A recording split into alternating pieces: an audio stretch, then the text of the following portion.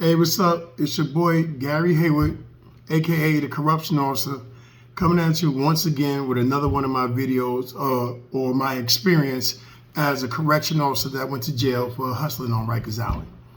My points of views, you can fact check what I say, because a lot of stuff is my life experience, the things I experienced when I was a CO, and the things I experienced once I became an inmate. So I did a video previously about the first time that I brung drugs inside the jail. So I just want to reiterate on that. This is part 2 of that. So I just want to go into detail about what happened and what led me to start selling drugs on Rikers Island as a correction officer. The first thing was, I forgot what year it was, Giuliani started implementing these quality of life laws, putting the laws. Like when I was younger, we used to play basketball all day, and then after the basketball game, we all chip in, go buy a bunch of beers, and we could sit right there on the bench and drink our beer right there in the park, and it was no problem. Now, Giuliani implemented the quality of life, so that means that these bicycle cops is coming up, running up on everybody, playing ball or whatever, sitting on the side, and start giving you tickets for open containers. It wasn't always like that, but then they started doing that. Part of that quality of life was he banned smoking in all city buildings. So, which Rikers Island was a city-owned building. So that means that at the time, whatever cigarettes that was in commissary, they let us sell the rest of the cigarettes. After that, if you got arrested and came into Rikers Island and you was a smoker, there's no cigarettes being sold on Rikers Island. Now, with that being said, that opened up an opportunity for anybody who wanted to hustle cigarettes on Rikers Island. Now, let me tell you something about the cigarettes on Rikers Island. If you was to buy a pouch of Tops Tobacco, which is a cheap brand of cigarettes where you got to roll the cigarette up yourself, in jail, you can make about 20 to 30 rollies, it's called rollies, of these cigarettes in jail, and you can sell one rollie. Now, you're making 30 to 40 rollies off a pouch of tobacco. You can sell one rollie for $20.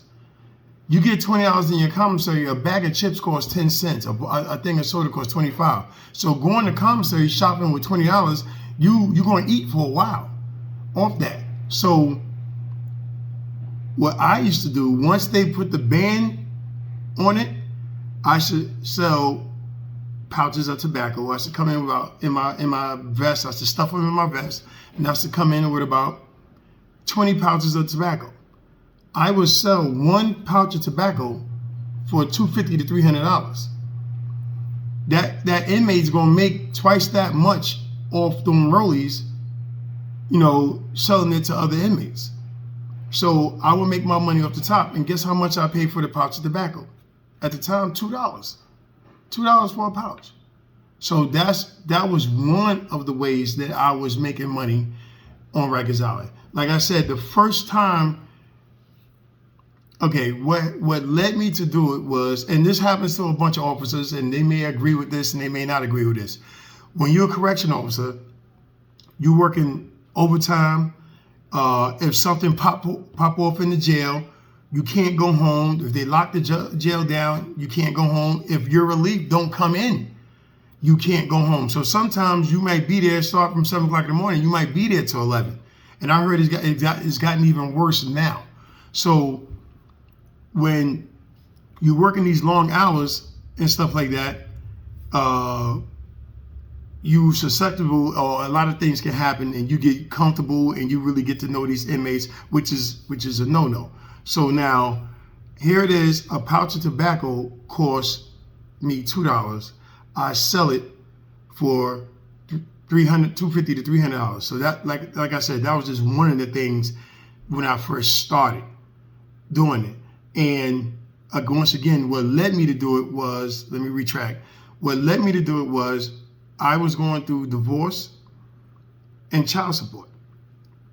And one time, for about a 6-month period, 4 to 6 month period, my check was like $39. $39 cash. I went to court. I had to pay the arrears. Come on, everybody know what I'm talking about when you talk about child support. I don't even want to get into that. That's a whole nother video for a whole nother time. But a lot of officers go through that.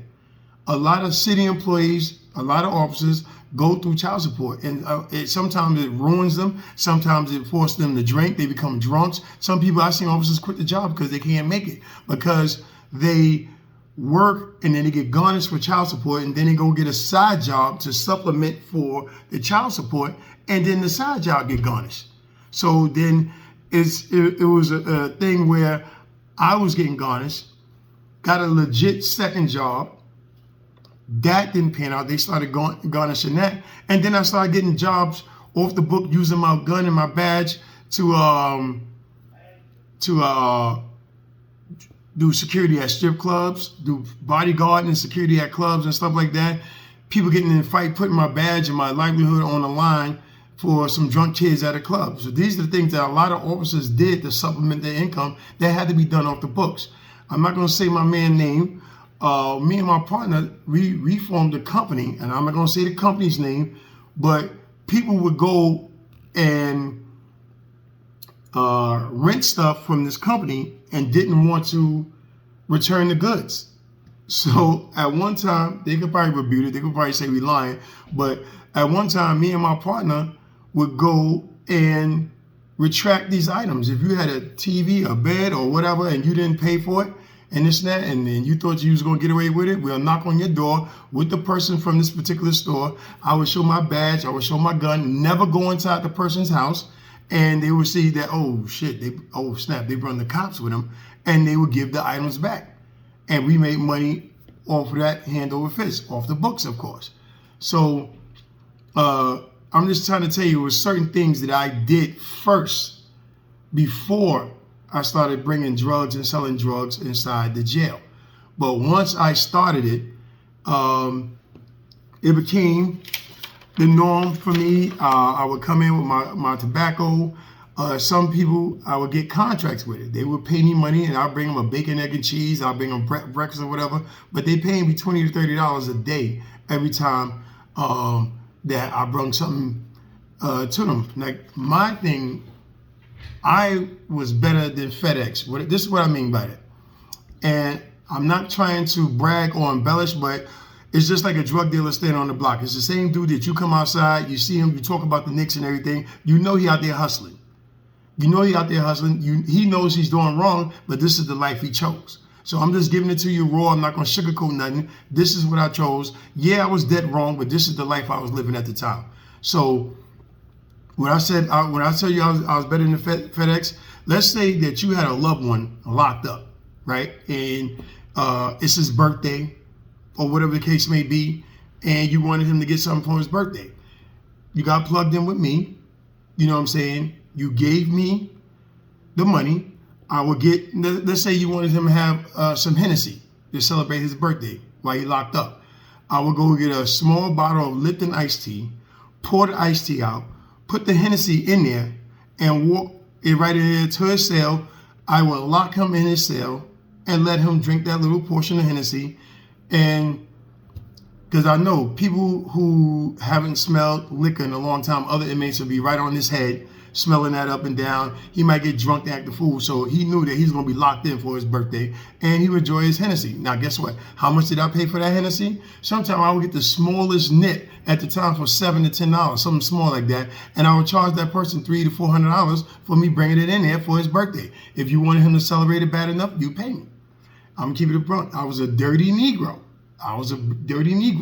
One time, a lady didn't have all my money. I charged her $500 to bring half a pint of Hennessy in there, and she didn't have my money. She had $450. So I'm not going. Needless to say, she popped her teeth out and did me a favor to supplement the $50 that she was short bringing it to him. Needless to say, he celebrated his birthday. He was happy that his moms can provide that for him. I was happy too. I'm gonna keep it a buck with you. So, being a corrupt correction officer in that mind state, I was just like a drug dealer on the street.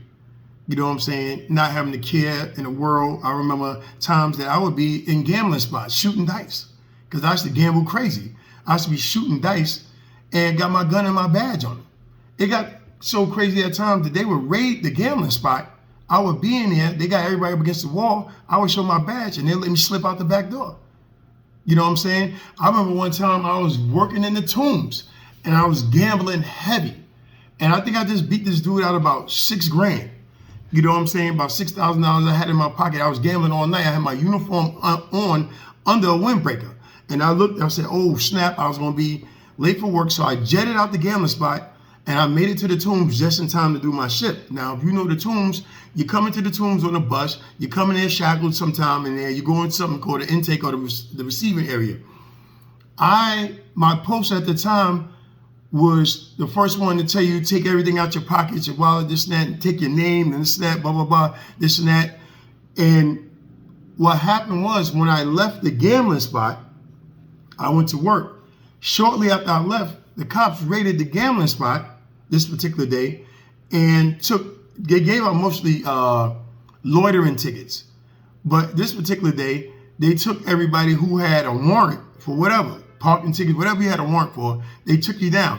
And the dude that I won the $6 grand from I was the first one he saw when they got him off the bus, and he looking at me crazy, and I'm looking at him like, you know what I'm saying, I got you, because at the same time, you know, I was smashing one of the court officers in there, which pulled his name first, and he really just had to come back to court. But at the same time, I had the money I had won from him in the gambling spot, and here I am patting him down, telling him to take his hand out of his pocket. It was kind of surreal, but not further from the truth.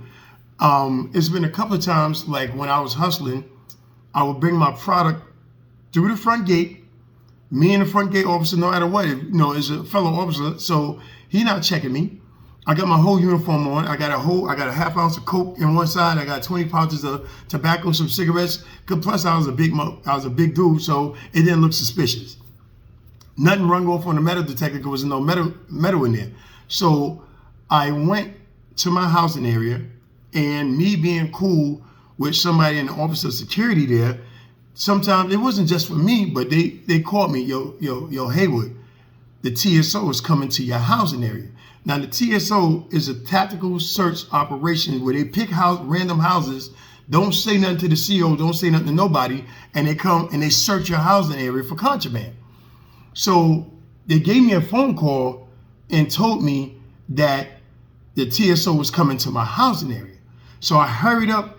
I had just handed off a half ounce of Coke, some cigarettes to an inmate, one of my customers. The rest of the stuff I took in the officer station and put it up in the ceiling. I moved the plank, stashed my stuff up the ceiling because they never search the officer station. They always go on the floor, the A side or the B side, to search the inmates. But this particular time, I stashed all my stuff, and then I realized I just gave an inmate some tobacco, and as I did that, they said on the gate, and I had to open the gate and let them in.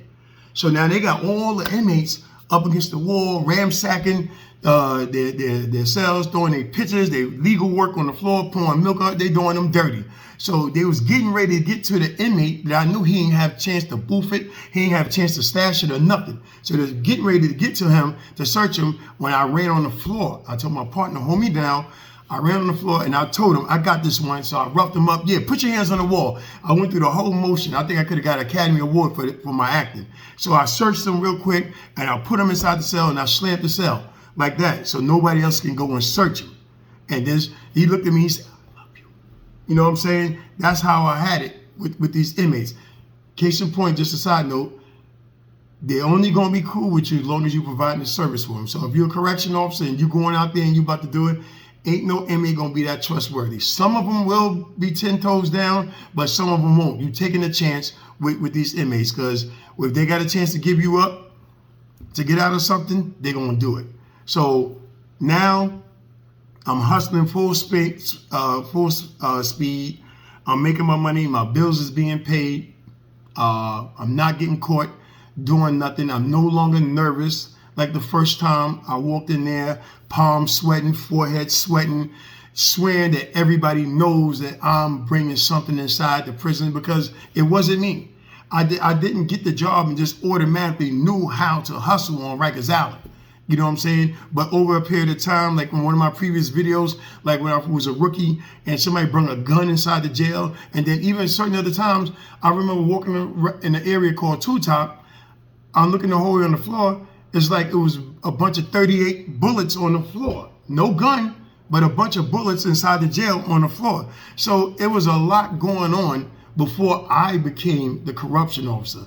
It's your boy Big G. You ain't gonna hear no stories like these on no other channel. Like and subscribe for your man to hear some more of my experience as a correction officer that went to jail for hustling inside the jail.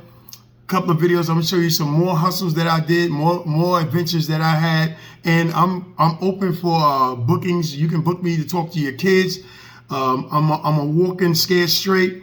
I'll even go to the academy and talk to the recruits and let them know that if you're an officer and you going to hustle and this and that, this is what's going to happen to you and this is what you're going to go to. Big G, like and subscribe for my channel. Until the next time, walk with your boy.